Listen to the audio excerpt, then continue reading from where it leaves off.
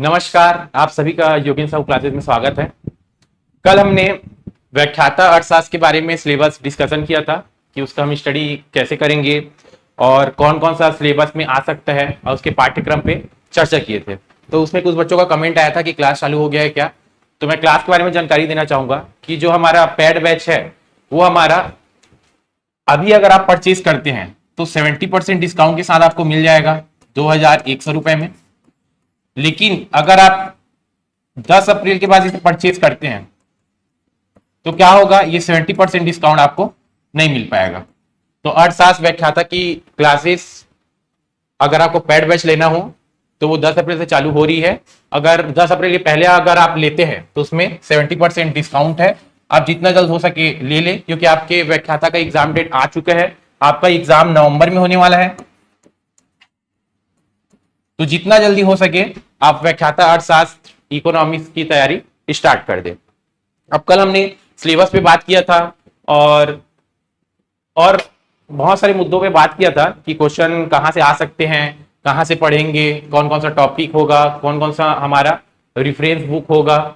ये सब के बारे में हमने पिछले क्लास में चर्चा कर चुके हैं।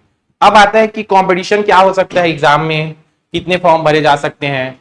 हम जनरली जो एग्जाम होता है, जो 12th बेस कॉलेज बेस जो जनरल एग्जाम होता है, उसमें हमको पता है कि 3 लाख फॉर्म डल रहा है, 4 लाख फॉर्म डल रहा है, 5 लाख फॉर्म डल रहा है। उसमें क्या होता है, कंपटीशन बहुत हाई रहता है। लेकिन जो हमारा व्याख्याता का जो एग्जाम है उसमें क्या होता है, कंपटीशन बहुत लो हो जाता है, फॉर्म ही कम डलते हैं। जैसे कि मैं अगर 2023 में जो वाणिज्य का जो हुआ था, वाणिज्य व्याख्याता का जो हुआ था, उसका मेरिट लिस्ट आप देखोगे तो उसमें ओनली 5075 इतने ही स्टूडेंट थे। 5075 का ही मेरिट लिस्ट में मेरिट लिस्ट जो निकला था उसमें इतने ही लोग एग्जाम दिए थे 2023 व्याख्याता, जबकि उस टाइम फॉर्म डालना फ्री था। तो बहुत ऐसे लोग थे जो इलिजिबल ना होकर भी फॉर्म डाल दिए थे। तो ये मान के चलो कि फॉर्म आपका 3 से 4 हजार ही जा रहा है, किसमें, कॉमर्स में। जबकि इकोनॉमिक्स क्या है, इकोनॉमिक्स कॉमर्स की तुलना में अगर कंपेयर किया जाए तो जो इकोनॉमिक्स है वो करने वाले बहुत कम होते हैं। तो अगर मैं कॉमर्स से कंपेयर करूं, अगर कॉमर्स में मुश्किल से 3-4 हजार इलिजिबल ही है कैंडिडेट जो कि फॉर्म डाल रहे हैं, 3-4 हजार, तो आप अर्थशास्त्र का अंदाजा लगा सकते हैं कि इसमें कंपटीशन कितना कम होगा अदर एग्जाम की तुलना में। कंपटीशन तो हर एग्जाम में है, बट जो अदर एग्जाम जो हो रहे हैं कॉमन ग्रेजुएशन बेस पे, 12th बेस पे और अदर एग्जाम हो रहे हैं, वहां कंपटीशन कुछ ज्यादा ही है। बट अगर हम व्याख्याता अर्थशास्त्र की बात करें तो अदर एग्जाम की तुलना में यहाँ कंपटीशन कम है, क्योंकि फॉर्म ही आपका 3 से 4 हजार ज्यादा से ज्यादा एकदम हाइप करके, इससे तो कम ही होने का चांस है। लेकिन मैं बहुत ज्यादा हाई पे बोल दे रहा हूँ। तो यहाँ अगर आप थोड़ा भी मेहनत करेंगे, थोड़ा भी जी जान लगा के तैयारी करेंगे, अभी आपके पास अप्रैल, मई, जून, जुलाई, अगस्त, सितंबर, अक्टूबर, यहाँ तक आपके पास टाइम है, 5 से 6 महीना टाइम है। नवंबर में भी लास्ट में आपका एग्जाम, तो जितना जल्दी हो सके आप सिलेबस को कवर कर लीजिए। अगर आप एग्जाम के सिलेबस के आने का वेट करोगे तो अभी जनरली पे आपको हम 50 दिन पहले या 60 दिन पहले ही सिलेबस जारी कर रहे हैं कोई भी एग्जाम का। तो अगर आप अक्टूबर में तैयारी करने की बात करेंगे या सोचेंगे कि सिलेबस आने के बाद तैयारी करेंगे तो बहुत लेट हो जाएगा, और उस टाइम जो पहले से तैयारी कर रहे हो क्या होगा, आगे निकल जाएगा। तो डेली आप स्टडी करते जाओ, जितना जल्दी हो सके अपना सिलेबस कंप्लीट कर लो। जो कल मैं आप लोग को बताया था कि कौन कौन से टॉपिक अपन पढ़ेंगे, वो सारी चीजें कंप्लीट कर लो। उतना अगर आप तैयारी कर लिए तो आपका जो काम है 90% 80% आपका काम हो गया। बस आपको एग्जाम के टाइम रिजल्ट करना होगा। और वैसे भी लास्ट के 1-2 महीने में ज्यादा पढ़ाई नहीं हो पाता, जो पढ़ाई होता है अभी होता है। अभी फ्री माइंड होता है, ज्यादा प्रेशर नहीं हो नहीं होता। लेकिन एग्जाम के टाइम पढ़ोगे तो क्या होता है, प्रेशर होता है कि अभी बच्चा एग्जाम, और उस प्रेशर में पढ़ाई उतने अच्छे से नहीं हो पाता। तो अभी क्या करें, आप जितने भी अर्थशास्त्र व्याख्याता वाले हैं जितना जल्दी हो सके अपना सिलेबस कंप्लीट कर ले, और उस टाइम लास्ट के 1-2 महीने में उसका रिवाइज करना। तो अगर आपको कोर्स परचेज करना है तो आप इस नंबर 8770123687 इस नंबर पे आप कांटेक्ट कर लेना। आपको जो भी जानकारी चाहिए, जो हमारा क्लासेस हैं व्याख्याता अर्थशास्त्र का, उसका पूरा जानकारी आपको मिल जाएगा। अब आज हम व्याख्याता अर्थशास्त्र का पहला क्लास चालू कर देते हैं कि व्याख्याता अर्थशास्त्र में जो इससे पहले सिलेबस डिस्कशन किए थे, तो सबसे पहले आज हम स्टडी कर लेते हैं कि अर्थशास्त्र क्या है, अर्थशास्त्र की परिभाषा क्या है, अर्थशास्त्र में किन किन चीजों का अध्ययन किया जाता है, वो आज हम आज की क्लास में देखेंगे। तो चलिए क्लास स्टार्ट करते हैं।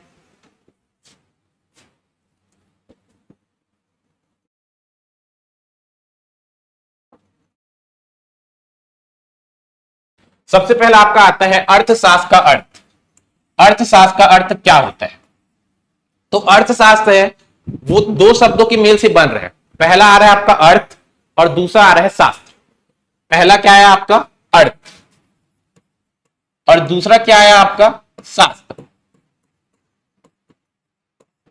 तो पहला जो अर्थ होता है उसका मतलब क्या होता है जान लीजिए। अर्थ का यहां तात्पर्य पैसे से है, धन से है, जबकि शास्त्र का तात्पर्य अध्ययन से है। अर्थात इसका शाब्दिक अर्थ देखा जाए, जो इसका शब्द जो दो शब्दों से मिलकर बना जा रहा है उनके शाब्दिक अर्थ से अगर इसका अर्थ निकाला जाए तो इसका क्या हो रहा है? धन का अध्ययन, धन का शास्त्र का ही अध्ययन क्या होगा? अर्थशास्त्र। अर्थ और शास्त्र, अर्थ मतलब धन का अध्ययन ही क्या है? अर्थशास्त्र। ये हुआ इसका शाब्दिक अर्थ। अब आगे हम देखते हैं कि ये जो शाब्दिक अर्थ है इसके बाद इसका जनरल जो परिभाषा है वो क्या लिया जाता है। इसका अर्थ है अर्थशास्त्र वह विज्ञान है जो यह समझाता है कि कैसे मनुष्य अपने सीमित संसाधनों का प्रयोग करके अधिकतम संतोष प्राप्त कर सकता है। संतोष को संतुष्टि भी बोलते हैं। मतलब जो हमारे पास सीमित संसाधन है, हमारे पास क्या है, हमारा जो भी ग्लोब है, हमारा जो कंट्री है, देश है, पूरे विश्व में संसाधन सीमित है, एक निश्चित एरिया तक ही है। तो ये जो सीमित संसाधन है उसका कैसे अच्छे तरीके से इस्तेमाल किया जाए, अधिकतम ज्यादा से ज्यादा कैसे यूज किया जाए, मनुष्य क्या करें, अधिक से अधिक क्या करें, यूज करें अच्छे से अच्छे जो सीमित संसाधन है, जो लिमिटेड रिसोर्स है, लिमिटेड रिसोर्स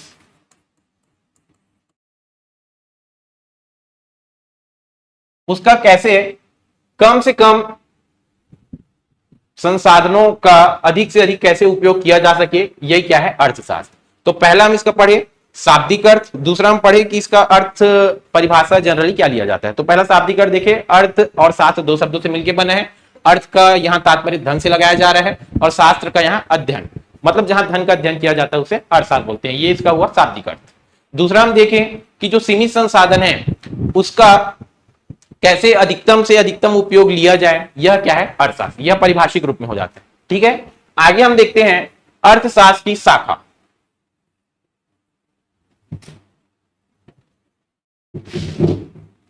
तो अर्थशास्त्र की यहां पर दो शाखा बताई गई है। पहला होता है विष्टि अर्थशास्त्र, दूसरा होता है समष्टि अर्थशास्त्र।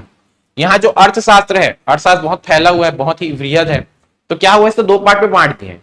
पहला को क्या बोलते हैं? विष्टि अर्थशास्त्र, और सेकंड को बोलते हैं समष्टि अर्थशास्त्र।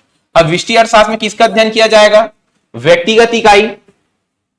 पहला व्यक्तिगत इकाई का अध्ययन किया जाएगा, जैसे कि एक उपभोक्ता। व्यक्तिगत इकाई में क्या आ जाएगा? एक उपभोक्ता या एक फर्म, ये क्या हो गया? व्यक्तिगत इकाई। या तो हम एक उपभोक्ता का अध्ययन करेंगे या तो एक फर्म का उपयोग करेंगे, तो इसको क्या बोलेंगे? विष्टि अर्थशास्त्र। अर्थशास्त्र को दो पार्ट में बांटा गया है। पहला है विष्टि अर्थशास्त्र और दूसरा है समष्टि अर्थशास्त्र। तो विष्टि अर्थशास्त्र में किसका अध्ययन करेंगे अपन? एक उपभोक्ता का या तो एक फर्म का। जब व्यक्तिगत इकाई का अध्ययन किया जाता है तो उसको क्या बोलते हैं? विष्टि अर्थशास्त्र। सेकेंड है आपका समष्टि अर्थशास्त्र। इसमें क्या किया जाता है? संपूर्ण अर्थव्यवस्था। भाई विष्टि में क्या हुआ? एक पर्सनल, एक व्यक्ति का अध्ययन करेंगे या एक फर्म का। अब समष्टि में क्या हो जाएगा? इसका अपोजिट, जस्ट यहां क्या करेंगे? संपूर्ण अर्थव्यवस्था, जो पूरा अर्थव्यवस्था उसका क्या करेंगे? अध्ययन करेंगे। जैसे कि राष्ट्रीय आय, बेरोजगारी, मुद्रास्फीति, ऐसी तथ्यों का अध्ययन किया जाता है। तो अभी तक हमने तीन टॉपिक को पढ़ा। पहला अर्थशास्त्र का शाब्दिक अर्थ, उसका परिभाषा वाला अर्थ, और तीसरा देखिए उसके शाखा को दो पार्ट में बांटा गया है, एक विष्टि अर्थशास्त्र, दूसरा समष्टि अर्थशास्त्र। विष्टि में क्या पढ़ेंगे? व्यक्तिगत इकाई, एक फर्म या एक व्यक्ति। समष्टि में अपन क्या पढ़ेंगे?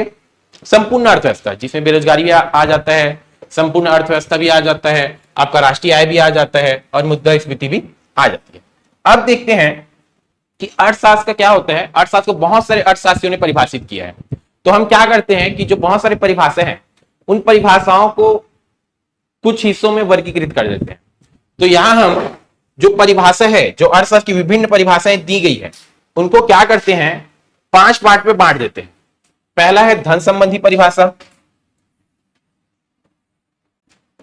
दूसरा है आपका कल्याण संबंधी परिभाषा। तीसरा है आपका दुर्लभता संबंधी परिभाषा, दुर्लभता या सीमित साधन संबंधी परिभाषा। चौथा है आपका आवश्यकता विहीनता संबंधी परिभाषा। और पांचवा है आपका आधुनिक या विकास केंद्रित परिभाषा। अब यहां ये देखेंगे जो धन से संबंधित परिभाषा है वो परिभाषा कौन कौन से अर्थशास्त्रियों ने मुख्य रूप से दिया है। अब भाई बहुत सारे अर्थशास्त्रियों ने दिया है, लेकिन हम गिने चुने 4-5 जो मेन है उसको देखेंगे। अब देखो धन संबंधी परिभाषा कौन कौन दिया है। स्मिथ दिया है जो कि मेन है, जिसको अर्थशास्त्र का जनक भी बोलते हैं, जनक, अर्थशास्त्र का जनक भी बोलते हैं। और ये क्या दिया है, धन संबंधी परिभाषा। स्मिथ दिया है, मिल दिया है, जेएस मिल भी दिया है, सीनियर भी दिया है, वॉकर भी दिया है।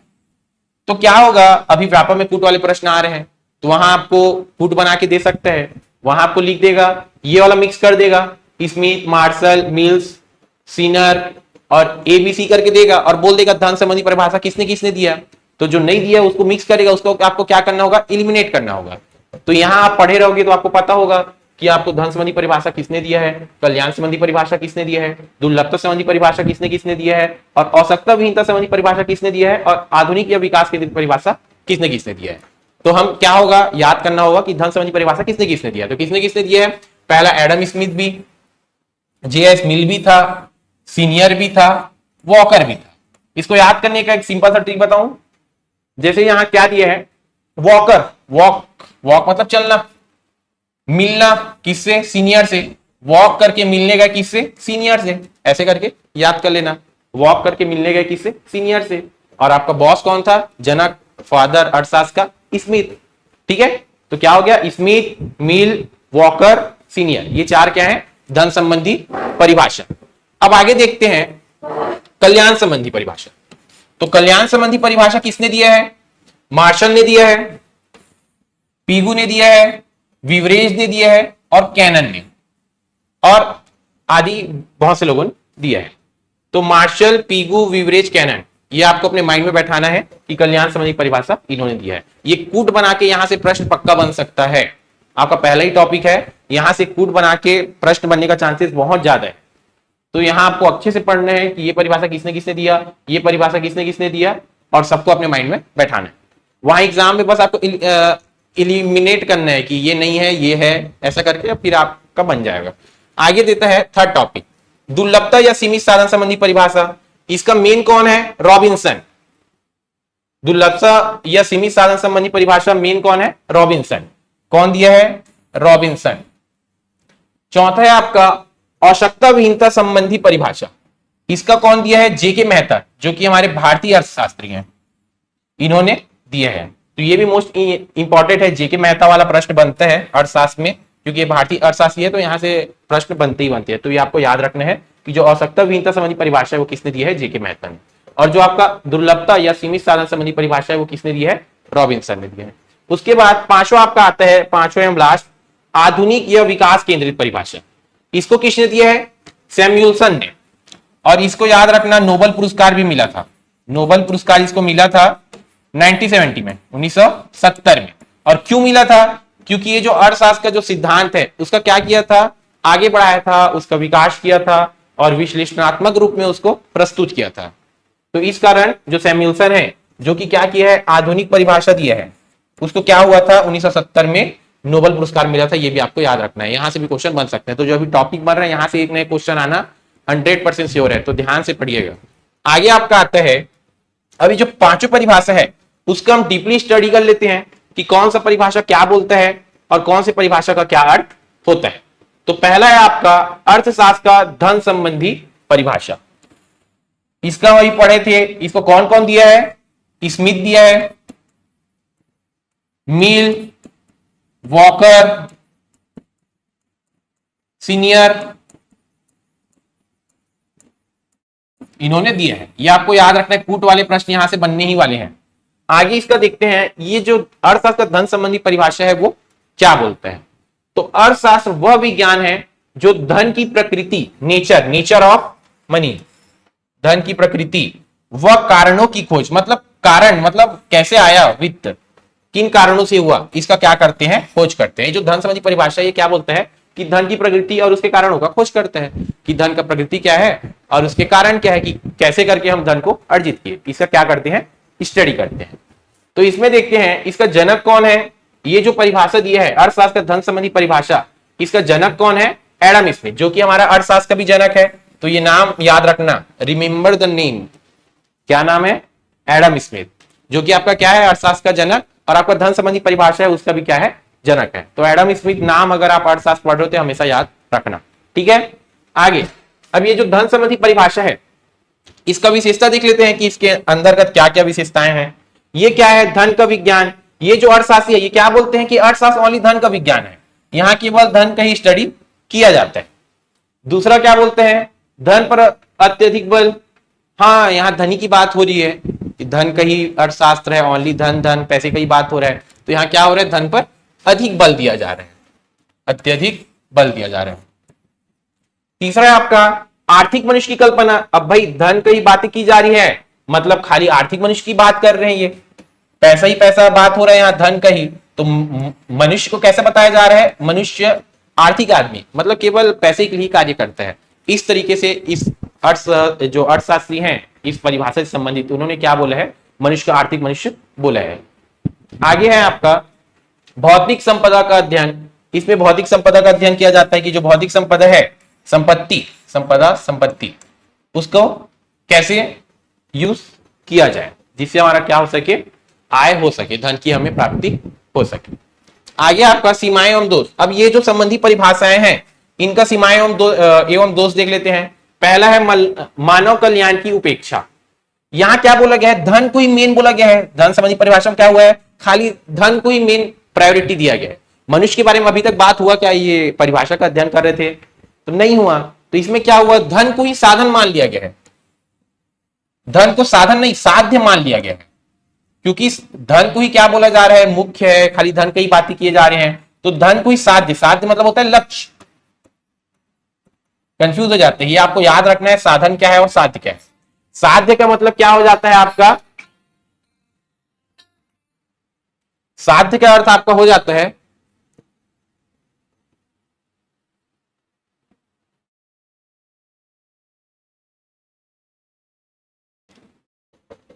साध्य का अर्थ आपका होता है लक्ष्य, और साधन का मतलब जिसका यूज किया जा रहा है अपने लक्ष्य को प्राप्त करने के लिए। तो भाई धन हमेशा साधन होना चाहिए, न कि साध्य। और यहां इस परिभाषा में क्या बोला गया है, धन को ही साध्य बता दिया गया है, क्योंकि खाली धन का ही बात है, मनुष्य का बात ही नहीं आया, मनुष्य के कल्याण संबंधी बातों का यहाँ उल्लेख ही नहीं किया गया है। तो धन को क्या होना चाहिए, साधन होना चाहिए, और मनुष्य को क्या होना चाहिए, साध्य अर्थात लक्ष्य होना चाहिए। तो ये परिभाषा में उल्टा बता दिया गया है, धन को साध्य के रूप में प्रस्तुत कर दिया गया है और मनुष्य को साधन के रूप में। तो ये इसका क्या है, सीमाएं एवं दोष है। सेकंड आपका धन पर अत्यधिक जोर। खाली धन की बात की गई है तो ये भी उचित नहीं है। भाई इंसान खाली धन के पीछे पागल थोड़ी होता है, बहुत सारी चीजें होती है धन को भी, धन के अलावा भी। लेकिन ये परिभाषा में खाली धन की बातें की गई तो मनुष्य धन के ऊपर भी बहुत सारी चीजें सोचता है। तो इस कारण यहाँ क्या है, इसका धन पर अत्यधिक जोर भी इसका क्या है, सीमाएं हैं एवं इसका दोष है। तीसरा है केवल भौतिक वस्तुओं का अध्ययन। अभौतिक वस्तु जैसे डॉक्टर, शिक्षक की सेवाओं को बाहर रखना। यहाँ क्या किया गया है, ये जो सेवा होता है उसका बारे में उल्लेख नहीं किया गया है। ये जो धन संबंधी परिभाषा है इसमें सेवा, जैसे डॉक्टर सेवा देते हैं, शिक्षक सेवा देते हैं, उसका उल्लेख नहीं हुआ है। जो आपका भौतिक वस्तु है उसी का ही क्या किया गया है, उल्लेख किया गया है। तो ये भी इसका क्या है, सीमा है। आगे होता है चौथा, संकुचित दृष्टिकोण। यह अभी तक जो हम ये परिभाषा पढ़े, ये पढ़ के ही आपको समझ आ रहा है कि खाली धन का बात हो रहा है, मतलब एक ही जगह अपना सोच को ये जो अर्थशास्त्री क्या कर लिया, सीमित कर लिया ओनली धन तक। तो ये जो परिभाषा है इसका जो दृष्टिकोण है वो क्या है, बहुत ही संकुचित है। आगे आपका आता है पांचवा, सामाजिक कल्याण के प्रति उदासीन। धन का ही बात हुआ है, भाई समाज में अगर अच्छे से रहना है तो खाली धन को ही लेके आप समाज का विकास थोड़ी कर सकते हो। तो यहाँ क्या किया गया है, सामाजिक कल्याण का उपेक्षा किया गया, उपेक्षा किया गया है और उसके प्रति वो क्या है, उदासीन है। आगे हम देखते हैं अर्थशास्त्र का कल्याण संबंधी परिभाषा। इसको मेनली कौन दिया गया है, अल्फ्रेड मार्शल। अर्थशास्त्र का कल्याण संबंधी परिभाषा इसका मेन कौन है जो दिया है, अल्फ्रेड मार्शल। ये क्या किया है कि जो अर्थशास्त्र का धन संबंधी परिभाषा था उससे आगे जाके कि जो मनुष्य होता है वो केवल धन के बारे में ही नहीं सोचता, जबकि मानव कल्याण के बारे में भी सोचता है। ये किसका बोलना था? अल्फ्रेड मार्शल की जो अर्थशास्त्र उसमें केवल धन के बारे में अध्ययन नहीं किया जाता, ये जो धन के अलावा भी जो मानव कल्याण है उसके बारे में इसमें अध्ययन किया जाता है। ये किसके अकॉर्डिंग है? अकॉर्डिंग टू अर्थशास्त्र की कल्याण संबंधी परिभाषा, जो कल्याण संबंधी परिभाषा है उसमें, और उसको कौन दिया है? Alfred Marshall. तो अल्फ्रेड मार्शल द्वारा जो परिभाषा दी गई है, जो धन के बजाय मानव को प्राथमिकता देता है, मतलब इससे पहले धन संबंधी परिभाषा में धन को अधिक प्राथमिकता दिया गया था, इसमें क्या किया गया है? मानव को अधिक प्राथमिकता दिया गया है, जिसका मेन परिभाषा देने वाला कौन है? Alfred Marshall. आगे आते हैं। यह परिभाषा यह मानती है कि अर्थशास्त्र सामान्य व्यावसायिक क्रियाओं के माध्यम से मानव के भौतिक कल्याण, मतलब अर्थशास्त्र में क्या होता है? व्यावसायिक क्रिया, जो व्यावसायिक क्रिया करेंगे, और व्यावसायिक क्रिया करेंगे तो क्या होना चाहिए? मानव का कल्याण होना चाहिए, न कि केवल धन कमाना। भाई जो भी व्यावसायिक क्रिया कर रहे हैं उससे क्या होना चाहिए? मनुष्य का विकास होना चाहिए, न कि ओनली पैसा कमाओ। पैसा, आप पैसा कमाते जा रहे हो, आपका तबीयत खराब हो गया, आप बीमार हो गए, तो वो हमारा उद्देश्य नहीं है। मानव का कल्याण करना ज्यादा इंपॉर्टेंट है। ये कौन बोल रहा है? कल्याण संबंधी परिभाषा में, जो कि अल्फ्रेड मार्शल बोला है। अब इसका उद्देश्य क्या है? आर्थिक नीतियों के माध्यम से सामाजिक कल्याण। ये जो कल्याण संबंधी परिभाषा है, इसमें अर्थशास्त्र का उद्देश्य क्या बताया गया है? आर्थिक नीतियों के माध्यम से सामाजिक कल्याण को बढ़ाना, यही क्या किया गया है? बताया गया है। आगे आपका आता है मुख्य बिंदु। इस परिभाषा की मुख्य बिंदु क्या है? मानव कल्याण पर जोर, मानव कल्याण पर जोर दिया गया है। भौतिक साधन का मानव कल्याण हेतु उपयोग, यहां क्लियर कट बोला गया है कि धन कमाना मेन उद्देश्य नहीं, मानव कल्याण को मेन उद्देश्य बताया गया है। तो सेकंड टॉपिक आपका ये हो गया कि भौतिक साधन का मानव कल्याण हेतु उपयोग किया जाता है। आगे आपका सामाजिक विज्ञान। भाई इसमें सामाजिक विकास का बात किया गया है। मानव कल्याण होगा तो हमारे समाज का भी विकास होगा। तो इससे पहले वाले में सामाजिक कल्याण को ध्यान नहीं दिया गया था धन संबंधी परिभाषा में, लेकिन कल्याण संबंधी परिभाषा में क्या किया गया है? आपका सामाजिक विज्ञान के रूप में प्रस्तुत किया गया है, क्योंकि यहाँ समाज कल्याण की बात कही गई है। मानव कल्याण की बात कही गई, मतलब समाज कल्याण की बात कही गई है। आगे है आपका ये जो परिभाषा है, इसकी सीमाएं हम दोस्त देख लेते हैं। भौतिक वस्तुओं तक सीमित, इसमें भी आपका सेवा, जैसे कि डॉक्टर देते हैं और आपका शिक्षक देते हैं, इसके बारे में नहीं बताया गया है। तो ये भी क्या है? भौतिक वस्तुओं तक ये भी परिभाषा सीमित है। कल्याण की माप कठिन। भाई कल्याण का माप करना कठिन है ना। किसी के लिए कल्याण का अर्थ दूसरा होता है, किसी के लिए कल्याण का अर्थ दूसरा कुछ अलग अर्थ होता है। भाई किसी को फुटबॉल खेलने में मजा आ रहा है, किसी को क्रिकेट खेलने में मजा आ रहा है, सबका कल्याण का अर्थ अलग अलग होता है। तो यहाँ तो कल्याण का माप करना बहुत कठिन होता है। तो ये जो कल्याण की बात कही गई है, ये क्या है? इसका माप करना कठिन है। आगे आपका तीसरा, अवास्तविक मान्यता। इसकी मान्यता क्या है? अवास्तविक है। भाई इसमें यह बोला गया है कि मनुष्य क्या होता है? विवेकशील होता है और अपने अनुसार ही डिसीजन लेता है। भाई हर टाइम तो किसी इंसान का सही दिमाग नहीं चलता, उसका विवेक सही तरीके से कार्य नहीं करता। तो हर सिचुएशन में आप विवेकशील रहे, मनुष्य बोलना, ये क्या है? थोड़ा अवास्तविक मान्यता हो जाता है, ये वास्तविक बात नहीं करता। आगे चौथा, मानव व्यवहार का अनिश्चित नियम। इसमें मानव व्यवहार का क्या होता है? अनिश्चित नियम दिया गया है कि जो मानव है भाई उसका माइंड चेंज होते रहता है, कभी एकदम स्थिर तो नहीं रहता कि खाली कल्याणी करूंगा कल्याणी करूंगा। सबका अलग अलग होता है माइंड की, किसी के लिए कल्याण के मायने अलग हैं, किसी के लिए कल्याण के मायने अलग हैं। तो इसमें एक ही चीज बोल देना और कल्याण का माप नहीं बताना या क्या चीज कल्याण है उसके बारे में उल्लेख नहीं करना, तो ये क्या है? मानव व्यवहार का अनिश्चित नियम बताया है, ये जो परिभाषा है। आगे आपका अर्थशास्त्र का सीमित साधन संबंधी परिभाषा। इसके बाद देखते हैं हम तीसरे नंबर में, जो अर्थशास्त्र का सीमित संबंधी परिभाषा है उसको कौन दिया है? रॉबिन्स। ये आपको याद रखना है, अर्थशास्त्र का सीमित संबंधी परिभाषा कौन दिया है? रॉबिन्स। तो अर्थशास्त्र का सीमित साधन संबंधी परिभाषा ये बोलता है कि हमारे पास जो संसाधन है वो क्या है? सीमित है, और हमारी जो आवश्यकताएं हैं वो क्या है? अनलिमिटेड है, अनंत है। तो सीमित संसाधन में ही कैसे हम अच्छे तरीके से उनका यूज करें, उपयोग करें, यही क्या है? अर्थशास्त्र। ये कौन बोला है? रॉबिन्स। इसी को हम क्या बोलते हैं? अर्थशास्त्र की सीमित साधन संबंधी परिभाषा। अब इसका मुख्य बिंदु देख लेते हैं। पहला बोला है असीमित आवश्यकताएं। पहला ही मैं बताया परिभाषा की शुरुआत में कि जो आवश्यकताएं हैं उसको क्या बोला गया है? इसमें असीमित बोला गया है। दूसरा आपका क्या है? सीमित साधन। साधन को मैं बताया कि साधन क्या है? सीमित है, और इसी के बेस पे आपको क्या करना है? चुनाव करना है, चयन करना है। भाई आपके पास आवश्यकताएं सीमित है, आवश्यकताएं अनंत है, लेकिन आपका जो साधन है वो क्या है? सीमित है। तो अब आपको चुनाव करना है, चयन करना है, डिसाइड करना है कि मैं कौन से साधन से कितनी आवश्यकताओं की पूर्ति करूं। तो इसमें चुनाव को मेन बात कहा गया है और असीमित आवश्यकताओं को मेन बात कहा गया है, और सीमित साधन ये तीन बातों का विशेष उल्लेख किया गया है। अब रॉबिन्स क्या बोलते हैं ये देख लेते हैं। रॉबिन्स की यह परिभाषा अर्थशास्त्र को कल्याण के बजाय चुनाव और दुर्लभता का विज्ञान बनाती है। मतलब यहां क्या होता है, इससे पहले जो पढ़े अल्फ्रेड मार्शल, वो क्या किया था, कल्याण का बात किया था। अल्फ्रेड मार्शल ये क्या किया था, कल्याण का बात। लेकिन ये जो है रॉबिन्स, ये किसका बात करता है, चुनाव। यहां याद रखना, चुनाव मेन वर्ड, और दूसरा दुर्लभता। पहला एडम स्मिथ, मिल, वॉकर और सीनर में क्या आएगा, धन, और दूसरा अल्फ्रेड मार्शल में क्या आएगा आपका, कल्याण, और तीसरा जो आपका रॉबिन्स है उसमें क्या आएगा, चुनाव एवं दुर्लभता। ये वर्ड आप याद रखिएगा, जो तीनों ही परिभाषा में जो मुख्य वर्ड जो मैं बताया, ये आपका सही जोड़ी मिलान में या पुट बना के प्रश्न बन सकते हैं। आगे हैं, अब ये जो रॉबिन्स की ये जो परिभाषा दी गई है दुर्लभता संबंधी, यही क्या है, हमारे आधुनिक अर्थशास्त्र का आधार है। इसी के आधार पर जो हमारा आधुनिक अर्थशास्त्र वो क्या हुआ है, बना है। आगे आपका सीमा एवं दोष, इसका सीमा एवं दोष क्या है देख लेते हैं। मानव कल्याण की उपेक्षा, यहां मानव कल्याण की बात नहीं कही गई है, तो यहां क्या हो गया, मानव कल्याण का उपेक्षा हो गया। संकुचित है, भाई इसका दायरा सीमित कर दिया, चुनाव और क्या बोला कि सीमित साधन है और आवश्यकताएं अनंत है, ऐसा बोल के क्या कर दिया, इसका दायरा को सीमित कर दिया और संकुचित कर दिया। तीसरा, बेरोजगारी की समस्या का व्याख्या नहीं करना, मतलब बेरोजगारी की समस्या का व्याख्या यहां नहीं किया गया। विकास की पहलू की उपेक्षा, यहां विकास की बातें भी नहीं कही गई है। तो ये सब क्या है, इस परिभाषा की सीमाएं हैं। आगे देखते हैं,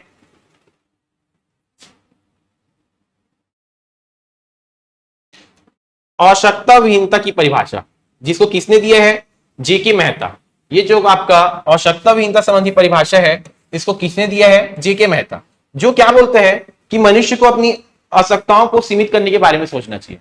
उनको पाने के बजाय, जो हमारी आवश्यकताएं हैं उनको पूरा करने के बजाय, वो जो आवश्यकता है उसको खत्म करने के बारे में सोचना चाहिए। ऐसा कौन बोलते हैं, जेके मेहता, जो कि हमारे भारतीय अर्थशास्त्री है। तो इसको देख लेते हैं कि यहाँ जेके मेहता क्या बोलते हैं। अर्थशास्त्र एक विज्ञान है जो उस मानवीय व्यवहार का अध्ययन करता है जो कि आवश्यकता विहीनता, मतलब जो आवश्यकता को विहीन करना, समाप्त कर देना कि लक्ष्य तक पहुंचने के लिए प्रयत्न करते हैं। मतलब आवश्यकता विहीनता तक पहुंचने का बात कौन किया है, जेके मेहता। आवश्यकता विहीनता की बात मतलब आवश्यकता को ही समाप्त कर दो। आगे मुख्य बिंदु देख लेते हैं, इस टॉपिक में मुख्य बिंदु क्या है, अंतिम लक्ष्य सुख प्राप्त करना। ये जो जेके मेहता है वो क्या बोलते हैं कि जो अर्थशास्त्र है उसमें मानव का मेन लक्ष्य क्या होना चाहिए, सुख प्राप्त करना, न कि पैसा प्राप्त करना। यहां सुख प्राप्त करना है आपको, ये क्या है, परिभाषा में मेन बात बोली गई है। दूसरा है आवश्यकता में कमी, आवश्यकता में कमी करने की बात कही गई, ये मेन बात है कि आवश्यकता में कमी करने की बात कही गई है। इसके बाद है इच्छा रहित अवस्था, इच्छा रहित अवस्था तक पहुंचने की भी बात कही गई। आवश्यकता को कम करना मतलब धीरे धीरे आप इच्छा रहित अवस्था में पहुंच जाओगे, तो यहाँ इच्छा रहित अवस्था में पहुंचने की बात कही गई है। इसकी सीमाएं हम दोस्त देख लेते हैं। व्यवहारिक लक्ष्य, अव्यवहारिक लक्ष्य, यहाँ लक्ष्य अव्यवहारिक है। भाई इंसान चाहता है ना, भाई मैं किसी को अच्छा कपड़ा पहनने का शौक, कुछ अच्छा खाने का शौक, अब उसको मार दो आप तो गलत है ना। ऐसा टारगेट किसका होता है, सब चाहते हैं कि अपने जो शौक है उनको पूरा करना। तो ये जो लक्ष्य है वो क्या है आपका, अव्यवहारिक है। तो पहला इसका सीमा ये हो गया। दूसरा आर्थिक विकास का विरोधाभास, यहाँ आर्थिक विकास का है उसमें विरोधाभास आ जाते हैं। भाई आर्थिक विकास क्या बोलते हैं, आर्थिक विकास तब होगा जब इंसान, मनुष्य अपनी आवश्यकता की संतुष्टि हेतु कार्य करेगा, लेकिन ये आवश्यकता को ही मानने का बात कर रहे हैं तो इंसान कार्य भी नहीं करेगा, पैसा भी नहीं कमाएगा, तो आर्थिक विकास का बात ही नहीं आएगा। तो ये क्या करता है, आर्थिक विकास से इसका क्या हो रहा है, विरोधाभास हो रहा है। आगे आपका आता है दार्शनिक दृष्टिकोण। ये जो है दार्शनिक दृष्टिकोण है, भाई ये सब सोचना कि आवश्यकता को कम कर दो, ये सब क्या है, दार्शनिक दृष्टिकोण। आर्थिक दृष्टिकोण नहीं, आर्थिक क्या बोलता है, जितना ज्यादा हो सके उद्योग करो, जितना ज्यादा हो सके उत्पादन करो। तो ये क्या होता है, दार्शनिक है, आर्थिक नहीं है। तो ये जो परिभाषा है क्या आपका, दार्शनिक है, आर्थिक नहीं है, आर्थिक नहीं है, दार्शनिक है। आगे है चौथा उपभोग का अंत। उपभोग का अंत करने के बाद कहा गया है, जो कि गलत है, भाई इंसान को उपभोग बढ़ाना चाहिए अपना। पांचवा है नकारात्मक दृष्टिकोण, बहुत ही नकारात्मक दृष्टिकोण। भाई अगर आपको कोई चीज चाहिए तो उसके पाने के बारे में सोचोगे, ना कि उसको छोड़ने के बारे में सोचोगे। तो ये जो परिभाषा है वो क्या बोला गया है, नकारात्मक, पढ़ के ही समझ में आ रहा है। तो ये था इसका सीमाएं दोस्त। आगे देखते हैं पांचवा आधुनिक परिभाषा। इसका आधुनिक परिभाषा किसने दिया है, पॉल सैमुएल्सन, जिसको क्या हुआ है, नोबेल पुरस्कार मिला है 1970 में। और क्यों मिला था, जो आर्थिक सिद्धांत है उसका क्या किया था, विकास,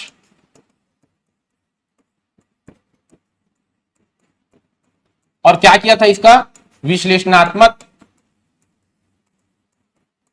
विवेचना किया था। तो इस कारण इसको क्या हुआ था, नोबेल पुरस्कार मिला था 1970 में। ये टॉपिक मेन है, इसको ध्यान रखना।